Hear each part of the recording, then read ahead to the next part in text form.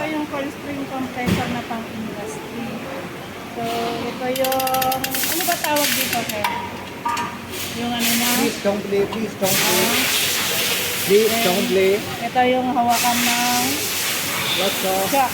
So, ito yung magkahawak dun sa spring. So, kapag linas mo siyang ganyan, ito sa spring, kabilaan niya, ito nang pang-lock mo dun sa ng spring. Ganyan.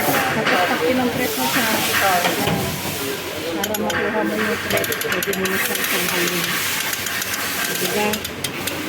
So, ito, good for kapag workshop ang ano mo. Pero kung outside, halimbawa lumabas-labas ka, maliit lang ang sasakyan mo, hindi mo pwedeng dalhin ka. So, dapat, meron ka pa rin yung portable na coil spring compressor. Okay. Okay na yun.